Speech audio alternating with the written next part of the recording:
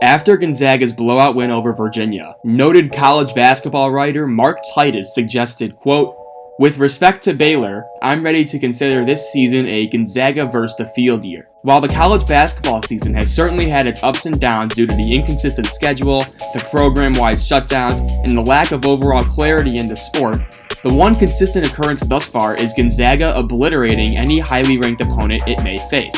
As of now, Gonzaga is 10-0 and already has wins over Kansas, West Virginia, Iowa, and Virginia. They are currently ranked number 1 in the AP and coaches polls, as well as various advanced analytics metrics like KenPom and the Net. So what is it that makes Gonzaga so good? And is it time to consider this season a Gonzaga versus the field year when it comes to the NCAA Tournament? Well, let's take a deeper look. When talking about any team, it's important to take into account their roster. As I see it, Gonzaga has 3 All-American candidates in its starting 5, which for comparison is about 3 more than the average top 25 team. Those players are senior wing Corey Kispert, sophomore big man Drew Timme, and freshman point guard Jalen Suggs. These 3 guys make up the engine that is Gonzaga basketball. Kispert provides elite lead scoring and shooting to the tune of 21 points a game, and he's also rocketed up draft boards to the point where he's almost more likely to be a lottery pick than a second round pick, which is something you wouldn't have said a year ago. Timme is a fantastic low post operator and rebounder with the ability to provide defensive versatility and use both hands around the basket well. And we all know about Jalen Suggs, and if you want to know more about him, check out the video I just made on him. Combined, they pour in 52 points a game and spur a lethal Gonzaga offense. From there you have the Swiss Army knife Joel Ayayi. The senior guard averages around 12 points and 8 rebounds and is Gonzaga's best perimeter defender. I actually like him as an NBA guy as well. His numbers aren't going to be flashy, but he's a crucial 4th starter on a team that needs what he brings. Rounding out the starting 5 is Anton Watson. He plays the role of a glue guy, who does a little bit of everything as needed. He works with the starters in that he doesn't require the ball to be effective, and he allows the offense to flow around him. He isn't a ball stopper, he provides solid defense, and he can hit a shot if absolutely needed. On the bench, you have Florida transfer Andrew Nembhard, who provides a scoring punch to the tune of 10 points a game and playmaking with 5 assists per game. He's a guy who would start on pretty much every team in America outside of Gonzaga. Outside of those 6, you have a nice bench cohort of Aaron Cook, Dominic Harris, Julian Strother, Umar Ballo, and recently added big man Ben Gregg, who's a 2021 4-star recruit who enrolled a semester early. Mark Few has quite the roster in Spokane, and early indications suggest that Gonzaga is on pace to have a historic season.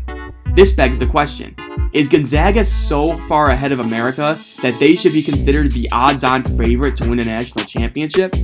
We've seen one major instance of this in the last 10 years, and that is 2015 Kentucky. If you all recall, the 2014-15 Kentucky Wildcats were probably the most talented and dominant team in college basketball over the last decade. They entered the tournament with a perfect 34-0 record and ultimately got to 38-0 before being upset by Wisconsin in the Final Four. Even though they didn't end up winning the national championship, it was pretty understood that Kentucky was the most dominant team by a wide margin that year in college basketball. So how does that year's Kentucky team compare to this year's Gonzaga team? Well, it's early, but if you look at the basic adjusted efficiency numbers, you can see that offensively the two are extremely similar. 2015 Kentucky finished with an adjusted offensive efficiency of 121.3, and Gonzaga is currently tracking at 122. But I expect that number to increase as their conference schedule is considerably weaker than what they've faced thus far. They have similar numbers, but they score in different ways.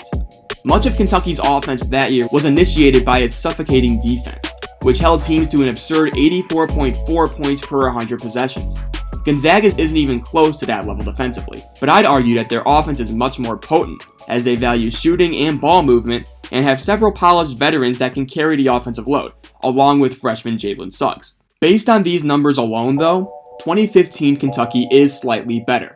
I'd also argue they had better depth, and their NBA representation suggests that as well. That Kentucky team had 9 guys who ended up playing in the league, and 2 legitimate all-stars in Devin Booker and Karl Anthony Towns. I don't think Gonzaga is that loaded from a roster perspective either, as they only have 5 to maybe 6 guys I can see playing in the NBA one day. So in the grand scheme of it, I still think that Kentucky team is way better than this Gonzaga team. With that all in mind, and comparing it to 2015 Kentucky, I'm not going to say that this Gonzaga team should be the odds-on favorite when it comes to March Madness. So what teams can beat Gonzaga? I'll give you 3 who I think can give the Bulldogs major challenges in the tournament. The first team is Baylor. I actually think Baylor has a better collection of perimeter talent than Gonzaga. Jared Butler, Macy O'Teague, Davion Mitchell, and Adam Flagler can score and guard with tenacity. In the front court, Gonzaga does outmatch them, but I think Flo Thamba and Jonathan Tchamwa-Tchatchoua could give them some trouble. Overall, I really think Baylor buys in defensively, and that could cause a Gonzaga team that is so fluid on offense to struggle against them. The second team I have is Tennessee. This team is deep and physical, deep enough to go head-to-head with Gonzaga, and physical enough to throw them off. West Virginia was Gonzaga's toughest matchup yet, and they frustrated Timmy by using big, lengthy defenders and tough hands-on defense. I can see Tennessee doing the same thing as West Virginia, except more effectively. Tennessee is a better offensive team than West Virginia, and they legitimately have 8 guys who I would consider starters on most teams. And finally, another team that I think can beat Gonzaga would be the Michigan Wolverines. Michigan seemingly has 10 to 11 guys who can really make Gonzaga's life difficult. They have solid backcourt scoring in Eli Brooks, Mike Smith, and Chauncey Brown Jr., and they also might be one of the best teams in terms of wing depth in the country. Franz Wagner has looked like a legitimate first-round pick, and Isaiah Livers is a heady senior who knows how to make clutch baskets. On the blocks, 7'1" Hunter Dickinson has been a revelation for the Wolverines, as he's currently averaging around 17 points and 8 rebounds a game. Overall, I think Michigan is extremely deep and could present problems to Gonzaga in a future matchup. So with that all established, Gonzaga is certainly looking like a generationally talented team. But for right now, I must disagree with Mark Titus and say that this is not a Gonzaga versus the field year. If you guys enjoyed the video and you want to see more like this, make sure you hit the like button and subscribe to the channel if you haven't already. Also, let me know about your thoughts on Gonzaga, as I'm very interested to hear them. And remember, I do respond to every comment I receive. Thank you so much for watching, and I will see you all in the next video.